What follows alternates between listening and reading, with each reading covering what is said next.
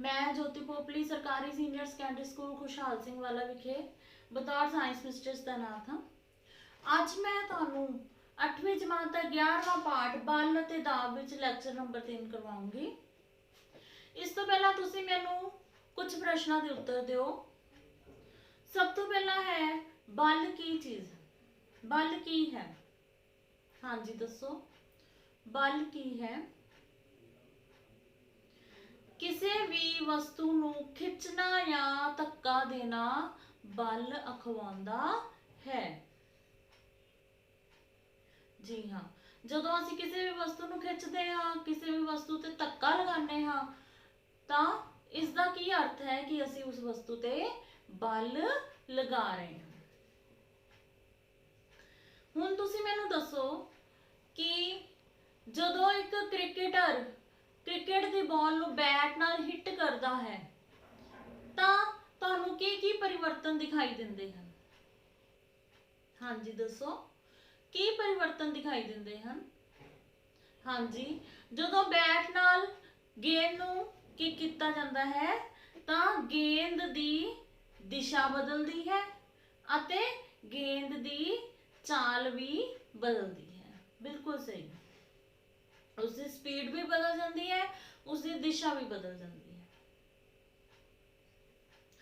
हाँ जी, हुण मान लो तुहाडे हत्थ विच एक बॉल है, तुसी बॉल नूं प्रेस कर रहे हो, हत्थ नाल दबा रहे हो। हाँ जी, हुण तुसी दसो भी उस विच की चेंज आ रही है ते क्यों? हाँ जी, बॉल नूं जदों असीं दबावांगे तां उसका आकार बदल जाएगा, उसकी शेप चेंज हो जाएगी। और एक किस कारण होया? बल लगाने के कारण असीं उसके ऊपर की लगा रहे सी? बल। हुण देखो कुछ पिक्चर्स तुहानूं दिखाई देणगियां, तुसीं देखो। पहली फोटो देखो, इस विच असीं एक आटे का टुकड़ा लिया है, आटे का पेड़ा लिया है, इसनूं वेल के असीं रोटी बनाई। दूसरी पिक देखो, एक रबर बैंड है जिसनों की खिंचिया जा रहा है। तीसरी पिक देखो, एक गुब्बारा है और फुलान तो बाद भी उसकी फोटो दिखाई गई है। चौथी पिक देखो, एक बॉल है, उसनों असीं प्रेस कर रहे हैं, दबा रहे हैं। हुण बच्चों मैनू दसो, इन्हां चारों फोटोआं विच बल लगाया गया, सानू पता है बल लगाया गया, और उस बल लगाने नाल की परिवर्तन आया? इन्हां चारां चीज़ां विच बल लगाने नाल की परिवर्तन आया? हाँ जी बिल्कुल सही, इन्हां चारां चीज़ां दा आकार बदल गया। पेड़े का आकार तो रोटी बन गई, बॉल जिहड़ी प्रेस हो गई, और स्पॉन्ज जिहड़ा है उहदा आकार बदल गया, शेप चेंज हो गई। ये सारा बैलून का आकार जिहड़ा, बैलून इस तरह सी, इस तरह फुल गया। इस तो की पता लगता है कि बल नाल आकार बदलदा है। हुण फिर तुसीं आ फोटो देखो, इस विच की दिखाया गया है?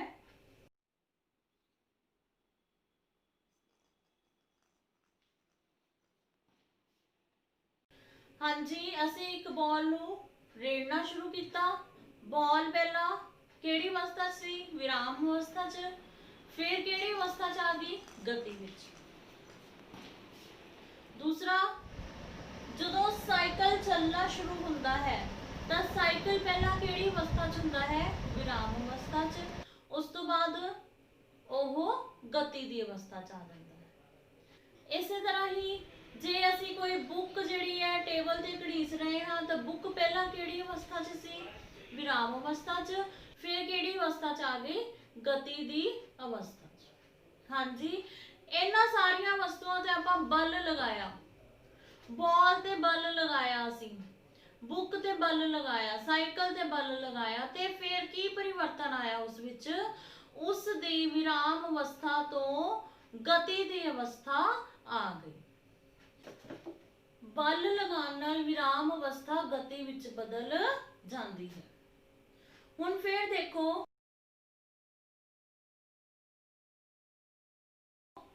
ਜਿਹੜੀ बॉल ਅਸੀਂ रेड़ी सी ਅਸੀਂ उसनूं रोक लिया, किताब ਜਿਹੜੀ ਅਸੀਂ सरकाई सी उसनूं भी ਅਸੀਂ रोक लिया, और ਜਿਹੜੀ साइकिल चल रही सी उसते भी ब्रेक अप्लाई की ਅਤੇ ਉਹ ਵੀ विराम अवस्था ਵਿੱਚ आ गई। ਹੁਣ ਇਹਨਾਂ ਤਿੰਨਾਂ ਵਸਤੂਆਂ ਤੇ ਅਸੀਂ ਕੀ ਕੀਤਾ? ਹਾਂਜੀ, ਸਾਈਕਲ, ਬੁੱਕ ਤੇ ਬਾਲ ਤੇ ਅਸੀਂ ਬਲ ਲਗਾਇਆ ਅਤੇ ਉਹਨਾਂ ਦੀ ਗਤੀ ਦੀ ਅਵਸਥਾ ਜਿਹੜੀ ਹੈ ਉਹ ਵਿਰਾਮ ਅਵਸਥਾ ਵਿੱਚ ਪਰਿਵਰਤਿਤ ਹੋ ਗਈ। ਇਸ ਤੋਂ ਕੀ ਪਤਾ ਲੱਗਦਾ ਹੈ ਸਾਨੂੰ? ਬਲ ਨਾਲ ਗਤੀ ਦੀ ਅਵਸਥਾ ਵਿਰਾਮ ਅਵਸਥਾ ਵਿੱਚ ਬਦਲ ਜਾਂਦੀ ਹੈ। ਹਾਂਜੀ, ਹੁਣ ਫਿਰ ਤੁਸੀਂ ਆਪ ਦੇਖੋ,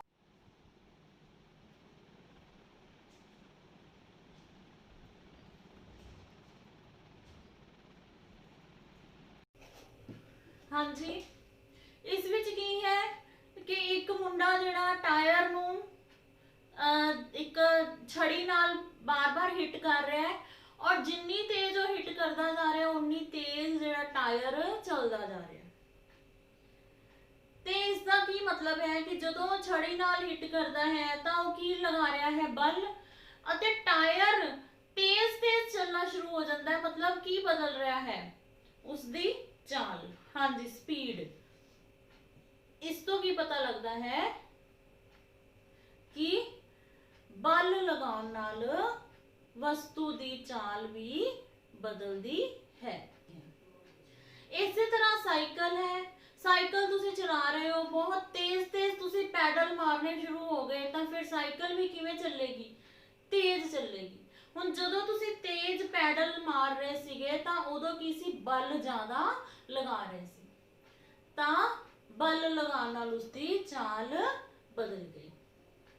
ਇਸੇ ਤਰ੍ਹਾਂ ਜੇ ਅਸੀਂ ਪੈਡਲ ਮਾਰਨੇ ਹੌਲੀ ਕਰ ਦਾਂਗੇ ਤਾਂ ਸਾਈਕਲ ਵੀ ਚੱਲਣੀ ਹੌਲੀ ਹੋ ਜਾਏਗੀ, ਅਤੇ ਉਹ ਮੁੰਡਾ ਜੇ ਛੜੀ ਨਾਲ ਹੌਲੀ ਹੌਲੀ ਹਿੱਟ ਕਰੇਗਾ ਤਾਂ ਉਹ ਟਾਇਰ ਵੀ ਹੌਲੀ ਹੌਲੀ ਚੱਲੇਗਾ।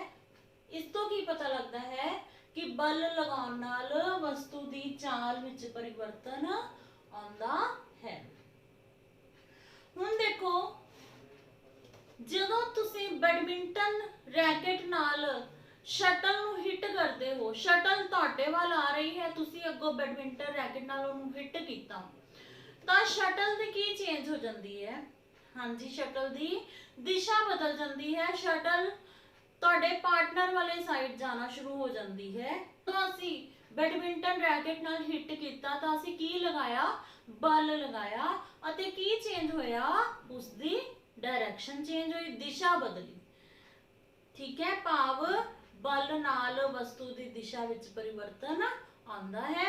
इस दे एक होर उदाहरण देखो, जदों क्रिकेट बैट नाल बॉल नूं हिट कीता जांदा है ਤਾਂ ਉਦੋਂ ਵੀ ਬॉल ਜਿਹੜੀ ਪਹਿਲਾਂ ਬੈਟਸਮੈਨ ਵੱਲ ਆਉਂਦੀ ਹੈ, ਪਰ ਜਿਵੇਂ ਹੀ ਉਹ ਹਿੱਟ ਕਰਦਾ ਹੈ ਉਹ ਦੂਸਰੇ ਪਾਸੇ ਚਲੀ ਜਾਂਦੀ ਹੈ, ਉਸਦੀ ਦਿਸ਼ਾ ਬਦਲ ਜਾਂਦੀ ਹੈ।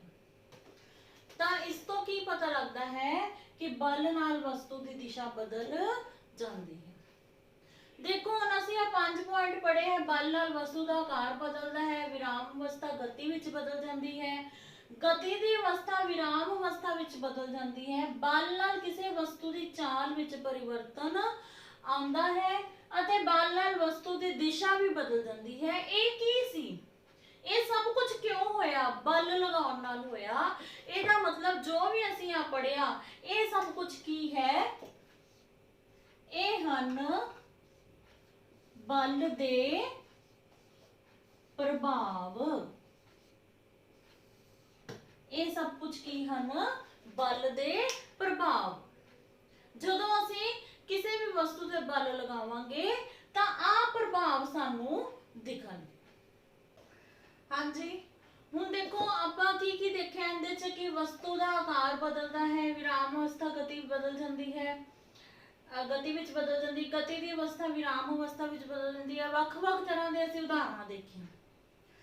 ਹੁਣ ਅਸੀਂ ਕੀ ਪੜ੍ਹਨਾ ਹੈ ਕਿ ਇਹ ਸਭ ਕੁਝ ਜੋ ਵੀ ਕਿਰਿਆਵਾਂ ਹੋਈਆਂ ਇਹ ਉਦੋਂ ਹੀ ਸੰਭਵ ਸੀ ਜਦੋਂ ਆਪਾਂ ਉਹਨਾਂ ਦੇ ਉੱਪਰ ਕੀ ਲਗਾਉਂਦੇ ਹਾਂ? ਬਲ। बल लगाए बिना यह क्रियावां संभव नहीं हो सकदियां। जिवें मैं तुहानूं कहां तुसीं पानी दी बाल्टी चक्को या एक पानी दा गिलास ही चक के उपर करो, की तुसीं पानी दे गिलास नूं बिना छूहे पकड़ सकदे हो? कि तुसीं पानी दे गिलास नूं बिना हथ लाए उपर पकड़ सकदे हो? नहीं। ये सारियां क्रियावां देखो, आटा, आटे का असीं पेड़ा लिया, उसकी रोटी के आकार विच उहनूं बदलता। बैलून लिया, उसनूं फुलाया, उसका आकार बदल दिता।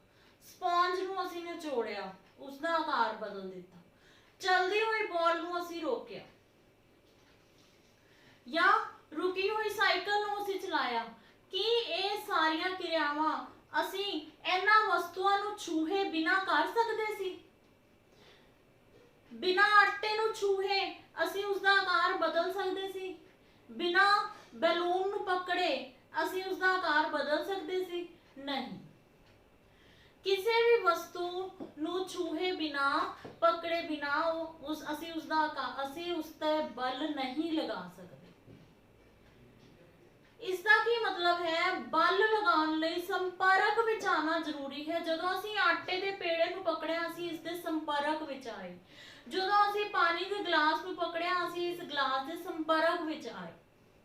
तां इस तरह ਜਿਹੜੀਆਂ क्रियावां विच एक वस्तु दूसरी वस्तु के उपर बल लगाउंदी है ते दोवें आपस विच संपर्क विच हन, छू सकते हैं एक दूसरे नूं, इन्हां क्रियावां नूं संपर्क क्रियावां कहा जाता है। जदों भी असीं कोई भी क्रिया करते हैं, इन्नियां असीं एग्जांपल्स देखियां, सब विच असीं छूहिया। हुण देखो, जदों असीं किसी वस्तु नूं छूने हाँ, संपर्क विच आंदे हाँ, तां कौन काम करदा है? साडे शरीर विच कौन काम करदा है? साडियां मांस पेशियां, मसल्स, हत्थ दियां बाहां दियां मसल्स जिहड़ियां ओह काम करदियां, मांस पेशियां इन्हां नूं कहंदे हैं। ते किहड़ा बल लगांदियां? इह मांस पेशियां किहड़ा बल लगांदियां हन? पेशी बल। हाँ जी, साडे शरीर विच कोई भी क्रिया हुंदी है, वो पेशी बल नाल ही हुंदी है। असीं कहने आ कि असीं गिलास फड़िया, उदों साडे हत्थ दे पेशियां ने काम कीता, साडी बांह दी पेशियां ने काम कीता। सारियां पेशियां आपस विच इंटररिलेटेड हन, सारियां पेशियां जिन्हां ने काम कीता। हुण इह तां असीं देख सकदे सी, असीं गिलास फड़िया, कुछ अजिहे काम भी साडे शरीर दे अंदर हो रहे जिहड़े सानूं दिखदे नहीं है। जिवें पाचन क्रिया हो रही, असीं खाना खा रहे हैं, असीं भावें सो भी जाइए, साडे शरीर दे विच पाचन क्रिया निरंतर हुंदी रहिंदी है। ਉਹ भी पेशी बल के कारण ही हुंदी है। साडे भोजन नली जिहड़ी है वो पेशी बल लगाउंदी है, निरंतर पेशी बल लगाउंदी है। इसे तरह साह लैंदे हां असीं, जिन्ने साल असीं जिउंदे हां, साह लैंदे रहंदे हां। साह क्रिया दौरान असीं की करदे हां? असीं ऑक्सीजन अंदर लैके जांदे, कार्बन डाइऑक्साइड बाहर छड्डदे हां। ऑक्सीजन कित्थे भरी जांदी? साडे फेफड़ियां विच। साडे फेफड़े फैलदे हन। ਜਦੋਂ ਅਸੀਂ ਕਾਰਬਨ ਡਾਈਆਕਸਾਈਡ ਬਾਹਰ ਛੱਡਦੇ, ਸਾਡੇ ਫੇਫੜੇ ਸੁੰਗੜਦੇ ਹਨ। ਤਾਂ ਇੱਥੇ ਕੌਣ ਕੰਮ ਕਰ ਰਿਹਾ ਫੈਲਣ ਅਤੇ ਸੁੰਗੜਨ ਵਿੱਚ? ਸਾਡੇ ਫੇਫੜਿਆਂ ਦੀਆਂ ਮਾਸ ਪੇਸ਼ੀਆਂ। ਠੀਕ ਹੈ। ਇਸ ਤਰ੍ਹਾਂ ਕੋਈ ਵੀ ਵਸਤੂ ਜਦੋਂ ਕਿਸੇ ਦੂਸਰੇ ਵਸਤੂ ਦੇ ਸੰਪਰਕ ਵਿੱਚ ਆਉਂਦੀ ਹੈ ਤਾਂ ਉਸ ਉੱਤੇ ਬਲ ਲਗਾਉਂਦੀ ਹੈ ਅਤੇ ਅਜਿਹੇ ਬਲ ਨੂੰ ਕਹਿੰਦੇ ਹਨ ਸੰਪਰਕ ਬਲ। ਇਹ ਸਾਰੀ ਐਗਜ਼ਾਮਪਲ ਸੀ ਜਿਸ ਵਿੱਚ ਅਸੀਂ ਸੰਪਰਕ ਬਲ ਦੇਖਿਆ। ਹੁਣ ਦੇਖੋ, ਤੁਸੀਂ ਇੱਕ ਗੇਂਦ ਰਿੜਦੇ ਹੋਏ ਵੇਖ ਰਹੇ ਹੋ।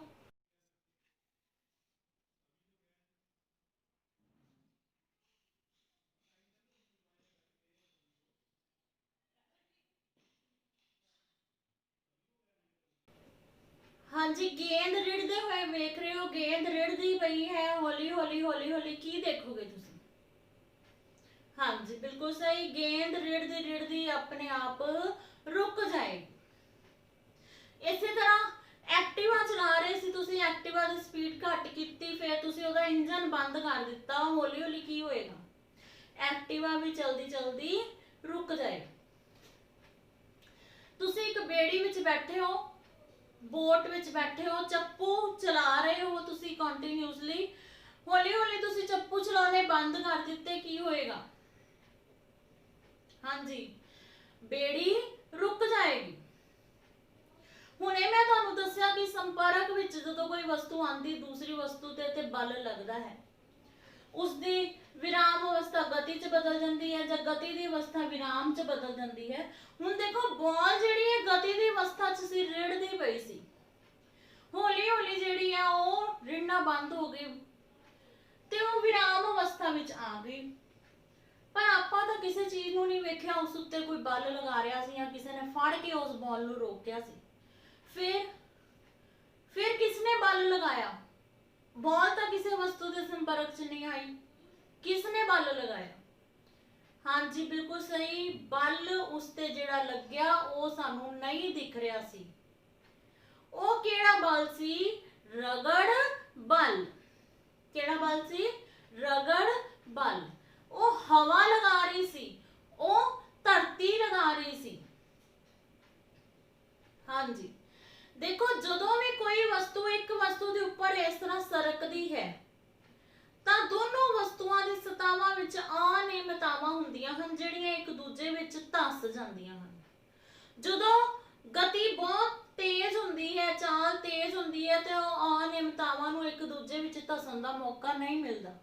पर जदों जिवें गति हौली हुंदी जांदी है, जिवें बॉल हौली हौली हो गई सी, ਉਹ अनियमिततावां एक दूजे दे विच धस जांदियां हन अते गति नूं रोक दिंदियां हन। ये हुंदा है रगड़ बल। रगड़ बल हमेशा गति दी दिशा तो उल्ट दिशा विच ही लगदा है। जे गति इस दिशा विच होएगी तां रगड़ बल इस दिशा विच लगेगा। कोई भी वस्तु जदों चलदी चलदी रुक जाती है तो उसनूं कौन रोकदा है? रगड़ बल। जिवें तुसी साइकिल चला रहे हो, चलाते चलाते तुसी पैडल जिहड़े मारने बंद कर दिते, हौली हौली साइकिल दी गति हौली हुंदी जाएगी अते फिर वो साइकिल रुक जाएगी। किसने रोकिया? उस सड़क दी सतह ते जिहड़ियां अनियमिततावां सी उन्हां ने की लगाया? रगड़ बल। हाँ जी, इस तरह जदों भी कोई वस्तु जिहड़ी है वो गति की अवस्था तो विराम अवस्था में आती है तो रगड़ बल भी उस उत्ते काम करती है। यह भी एक संपर्क बल है। जदों दो वस्तुआं आपस विच संपर्क विच होणगियां तां ही रगड़ बल लगेगा, तां ही अनियमिततावां जिहड़ियां वो बनणगियां। हुण असीं एक होर बल बारे पढ़ांगे। पहला तुसी मैनू उसकी उदाहरण दसोगे कि तुसी कदी किसी वस्तु नूं बिना छू के बल लगांदे वेखिया कि तुसी वो वस्तुआं आपस च छू नहीं रही पर एक दूजे उत्ते बल लगा रही हैं? कदी तुहानूं इस चीज़ का अनुभव होया है? हाँ जी दसो। तुसी आम ही उन्हां चीज़ां नाल खेडदे रहिंदे हो। ओह दो वस्तुआं हन चुंबक। तुसी आम ही घर विच इन्हां नाल खेडदे हो।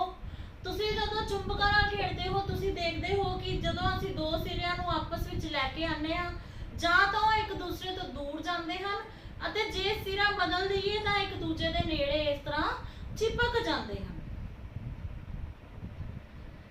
ਇਹ ਇਸ ਵਿੱਚ ਦੇਖੋ ਜਦੋਂ ਇਹ ਚੁੰਬਕਾਂ ਇੱਕ ਦੂਜੇ ਦੇ ਨੇੜੇ ਲਿਆਈਆਂ ਜਾਂਦੀਆਂ ਹਨ ਤਾਂ ਇਹ ਨੇੜੇ ਲਿਆਉਣ ਤੇ ਹੀ ਬਲ ਲਗਾ ਰਹੀਆਂ ਹਨ। ਇਹ ਸੰਪਰਕ ਵਿੱਚ ਨਹੀਂ ਹਨ पर फिर भी एक दूसरे उत्ते बल लगा रही हैं।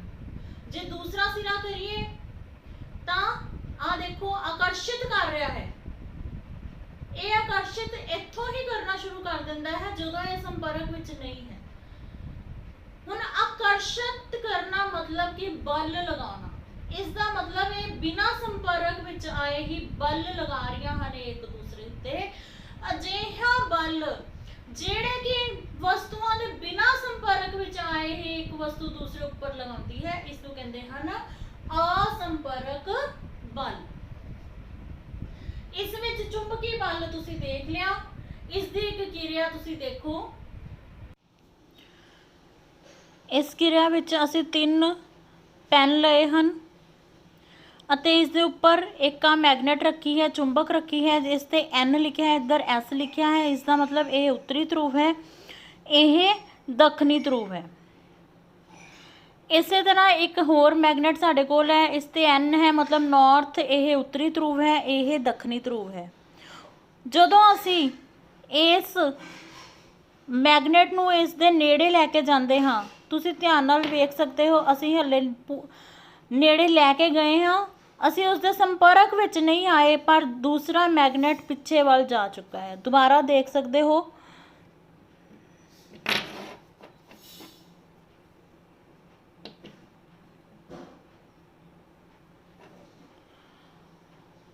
एन नॉर्थ जिहड़ा साइड है उत्तरी ध्रुव के नेड़े, असीं उत्तरी ध्रुव लैके आ रहे हैं, तुसीं देख सकते हो, असीं नेड़े लैके आ रहे हाँ।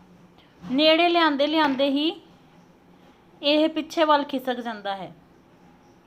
यह दोवें मैगनेट एक दूसरे ते बल लगा रहे हैं, यह दूरों ही बल लगा रहे हैं, बिना संपर्क विच आए बल लगा रहे हैं, इसलिए यह चुंबकी बल जिहड़ा है वह असंपर्क बल हुंदा है।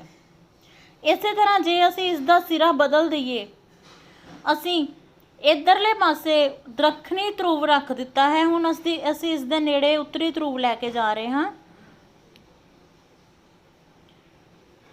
जिहड़ा पेन दे उत्ते मैगनेट पिया है वो रिड़ के अगे वाल आ जाता है, आकर्षित हो जाता है। दोबारा देख सकते हो,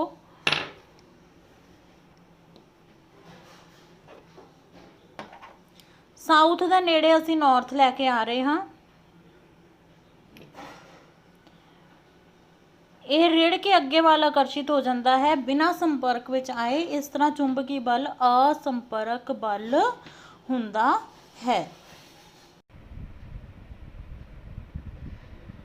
इस तो बाद चुंबकी बल जिहड़ा है असंपर्क बल है, इसदी एक होर उदाहरण है गुरुत्वी बल। देखो जिवें तुसीं एक बॉल लई या तुहाडे हत्थ 'च जो भी है इस टाइम पेन, पेंसिल, रबड़, तुसीं उहनूं उपर नूं उछालो, तुसीं जदों उसनूं उपर उछालदे हो तो तुसीं की देखदे हो कि यह किधर वल जाएगी। जदों उपर उछाल के देखदे हो किधर वल जाएगी,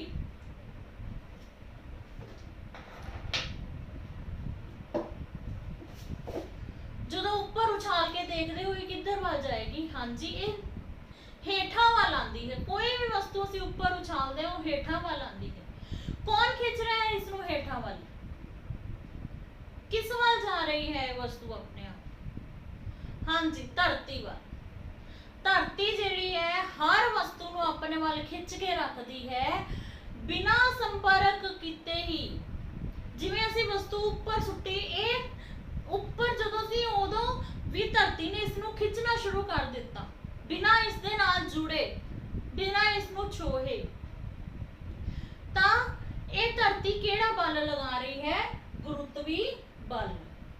हर वस्तु उत्ते धरती गुरुत्वी बल लगाउंदी है, जिस राही असीं भी धरती उत्ते टिके हुए हां, नहीं तां असीं हवा विच तैरदे हुंदे। जे आ गुरुत्वी बल ना हुंदा ते असीं हवा विच तैरदे होना सी सारिਆਂ ने। असीं धरती उत्ते ना चल सकना सी, ना बैठ सकना सी, ना सो सकना सी। धरती जिहड़ी है हर एक वस्तु नूं अपने वाल आकर्षित कर रही है, किहड़े बल नाल? गुरुत्वी बल। उस तो बाद है स्थिर बिजलई बल। स्थिर बिजलई बल की है? यह भी एक असंपर्क बल की उदाहरण है। इस विच असीं एक वस्तु नूं रगड़ के चार्ज कर लैंदे हां, उस ते बिजलई चार्ज आ जाता है।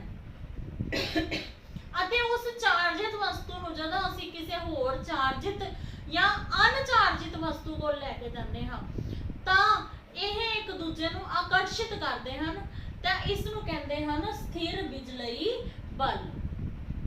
ਇਸ ਦੀ ਵੀ ਤੁਸੀਂ ਇੱਕ ਕਿਰਿਆ ਦੇਖ ਸਕਦੇ ਹੋ ਜਿਹੜੀ ਤੁਸੀਂ ਆਮ ਹੀ ਆਪਣੇ ਘਰੇ ਕਰ ਸਕਦੇ ਹੋ।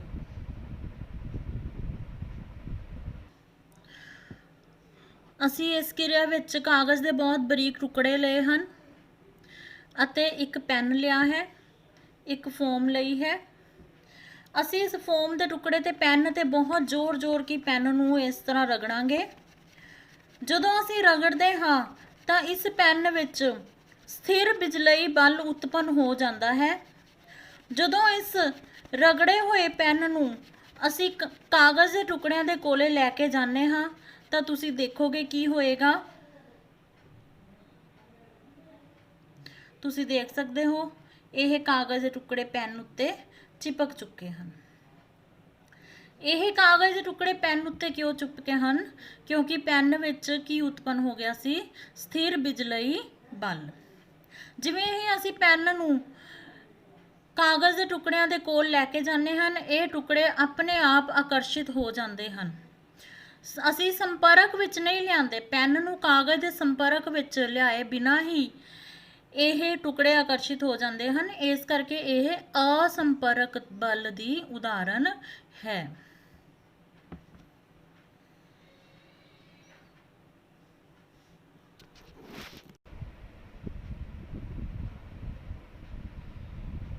ਹਾਂਜੀ, ਹੁਣ ਤੁਸੀਂ ਇਹ ਕਿਰਿਆ ਦੇਖ ਲਈ ਹੈ।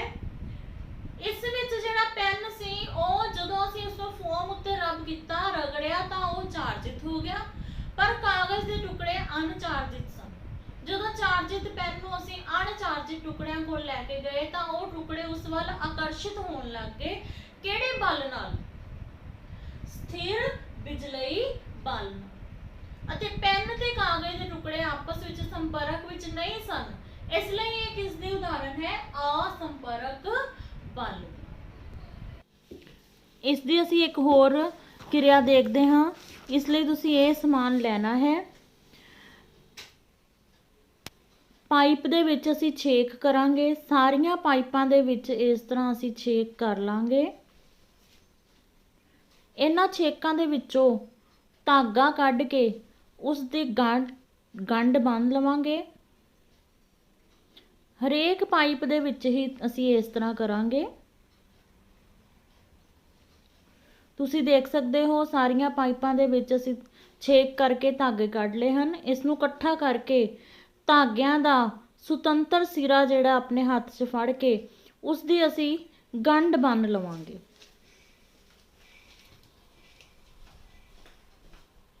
ਇਸ ਤਰ੍ਹਾਂ ਅਸੀਂ ਗੰਢ ਬੰਨ੍ਹ ਲਈ ਹੈ।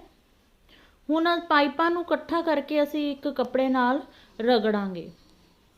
ਜਿਵੇਂ ਹੀ ਪਾਈਪਾਂ ਨੂੰ ਚੱਕਾਂਗੇ ਦੇਖਾਂਗੇ ਕਿ ਪਾਈਪਾਂ ਚਾਰਜਿਤ ਹੋ ਚੁੱਕੀਆਂ ਹਨ ਅਤੇ ਇੱਕ ਦੂਸਰੇ ਤੋਂ ਦੂਰ ਜਾਣ ਲੱਗਦੀਆਂ ਹਨ।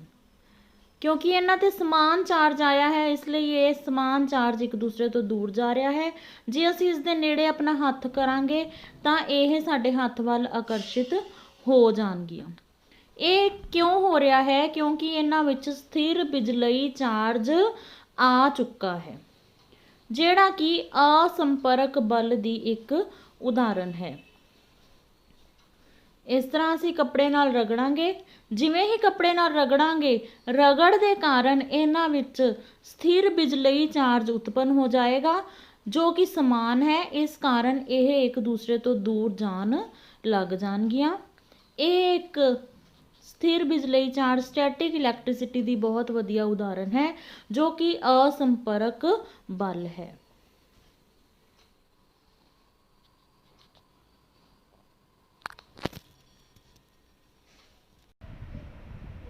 ਇਸ ਤਰ੍ਹਾਂ ਅਸੰਪਰਕ ਬਲ ਦੀਆਂ ਤਿੰਨ ਕਿਸਮਾਂ ਹਨ: ਚੁੰਬਕੀ ਬਲ, ਗੁਰੁਤਵੀ ਬਲ ਅਤੇ ਸਥਿਰ ਬਿਜਲਈ ਬਲ। ਹੁਣ ਤੁਸੀਂ ਸੰਪਰਕ ਬਲ ਅਤੇ ਅਸੰਪਰਕ ਬਲ ਬਾਰੇ ਪੜ੍ਹ ਚੁੱਕੇ ਹੋ। ਹੁਣ ਤੁਸੀਂ ਇਹਨਾਂ ਬਲਾਂ ਦੀ ਦੁਹਰਾਈ ਕਰੋਗੇ ਆਪਣੇ ਚੈਪਟਰ ਵਿੱਚੋਂ। ਲੈਕਚਰ ਸੁਣਨ ਲਈ ਬਹੁਤ ਬਹੁਤ ਧੰਨਵਾਦ।